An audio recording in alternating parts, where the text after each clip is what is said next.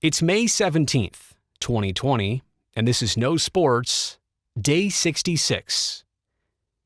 It's actually been almost 100 days since my last haircut, and I don't even remember the last time I put on a suit or tied a tie, to be honest with you. But that said, I'm actually here this time to discuss sports and the potential of Major League Baseball being able to return this summer, despite so many odds, despite so many obstacles. Obviously, this is an uphill battle, but what I want to talk about specifically is the reporting of Ken Rosenthal and Evan Drellich of The Athletic. They have once again uncovered something big. The 67-page document by Major League Baseball breaking down health and safety protocols and procedures that will need to be followed if there is going to be a baseball season here in 2020. Now, I won't talk about every individual thing that they do in their piece. I'll leave you to reading that again on The Athletic. But as for things that popped out and caught my eye, I'll just kind of go here topic by topic, starting off with testing. Individuals who are tested must self-quarantine at their residence until the results of testing are reported, likely within 24 to 48 hours. Wait, what? So that means if there's any chance that you're not feeling right, if there's any suspicion, you're automatically going to miss a couple games.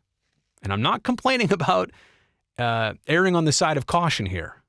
I'm just saying don't expect from a competition standpoint to have all your players out there every single day. The term everyday player doesn't seem like that's going to be the case in 2020. The clubs, in coordination with local health officials, must conduct contact tracing, clean and disinfect locations where the individual was, and confidentially notify public health authorities. Now, clearly we're talking about if a player tests positive here, but the confidentiality part of it, I mean, if player X was on the field yesterday and they're not today, and there was no obvious injury that we witnessed, of course there's going to be a ton of speculation. And that's unfortunate. But that's going to be the nature of this new normal. And then lastly here, but probably most importantly, clubs are going to be taking extra precautions and accommodations for individuals identified as high risk. Now, that has everything to do with pre-existing conditions. I know the thought is that professional athletes are in superior health across the board, but most are. However, they're still human, just like you and I.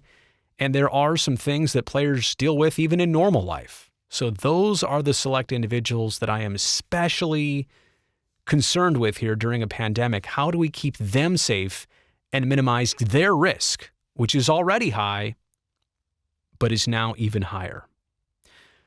Let's move into the topic of spring training, which is really summer training, let's be honest. If it's in June or July or whenever, it's going to be limited to 50 players per club.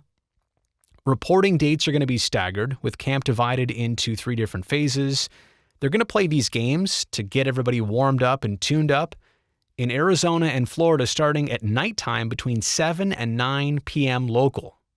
Spring training is usually a afternoon thing, but there's no chance of that at this point. So everything's going to have to be shifted. But my question is, when will you get all your work done? In the morning when it's cool and then play games at night? It's possible, but those are long days.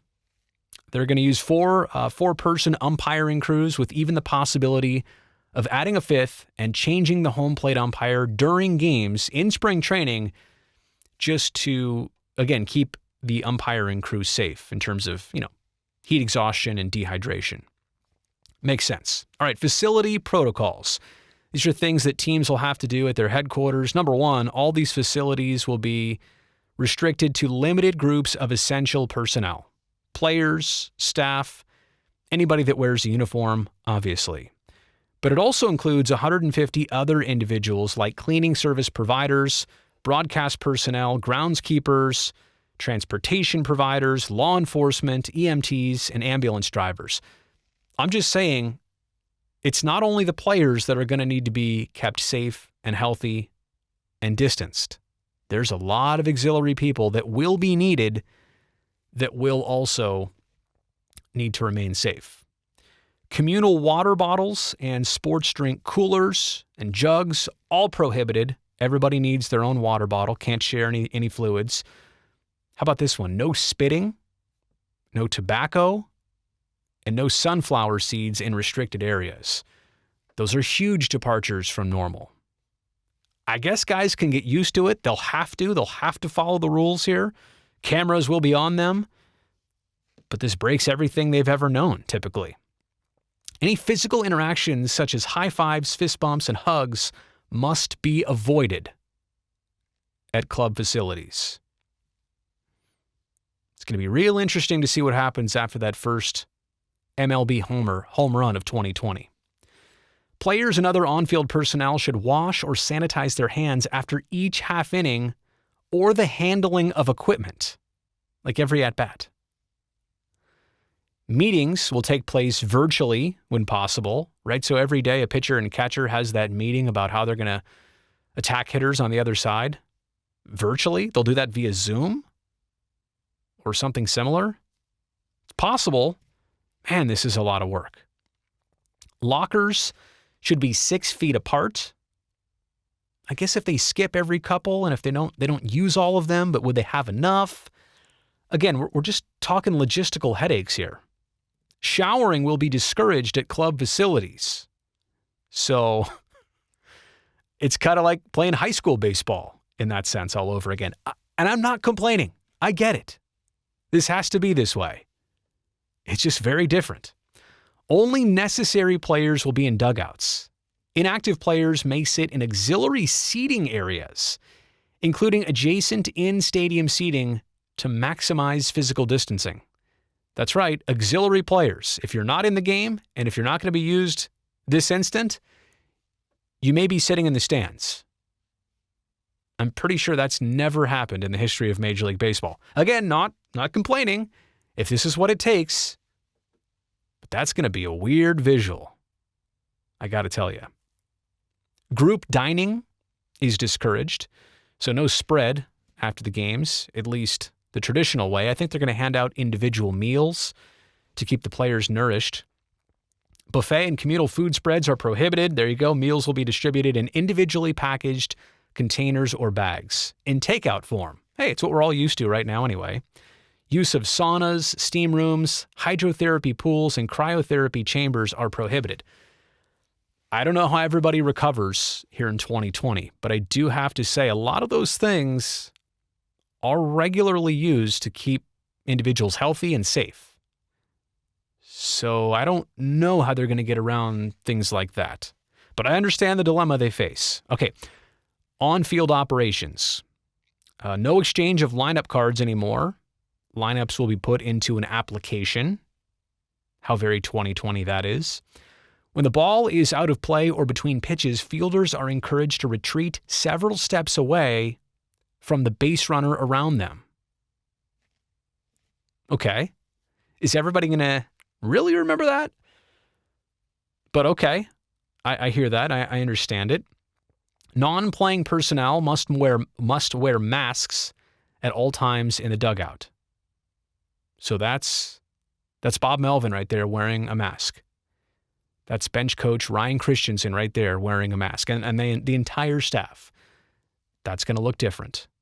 And just in case you didn't see it before, they say it again, spitting is prohibited. All right? Seriously, it happens a lot in baseball of all levels. But Major League Baseball is going to have to stop their spitting. Travel is the last aspect here discussed. Teams should control their environments as much as possible. Use of public transportation and individual private transportation, things like ride shares, Lyft, Uber, all of that is discouraged. I'm not saying it's impossible. Players get around quite a bit that way in road cities usually, but it's discouraged. Next one here.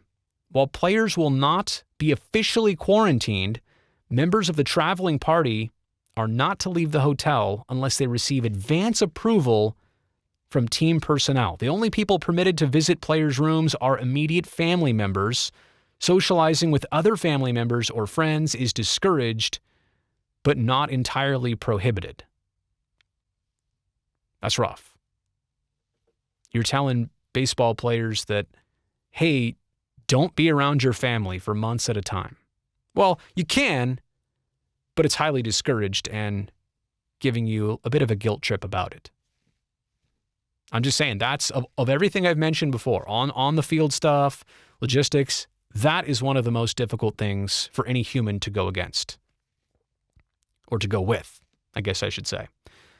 On the road, players essentially should isolate at their hotels, with precautions such as a prohibition on buffet-style meals. Luggage will be sent to the players' rooms. They're not going to have to touch or share or hand anything off. And meal money, which is usually handed out in a cash form still to this day, I guess they're going to have to Venmo each other, which is probably fine anyway, but it's a little bit different. At teams' home cities and in spring training cities, players can stay at their desired locations as long as they follow best practices, such as avoiding public areas. And then last but not least here, baseball plans to develop a COVID-19 education plan and a program that all team employees will need to actually complete before returning to work. That's something I hope that a lot of employers do. I don't mind that at all. I'm glad that they're trying to key in on specific routines and parts of culture that they hope to change to keep everybody's safety and to keep their safety intact. So just to summarize all of this, are some things doable? Sure. Are some things easy? Sure. Are some things here really, really difficult? Yep. Are some things controversial? Yep. Is baseball going to look different? Yep. So I just want everybody to kind of have a heads up and a grasp of what MLB is facing in 2020.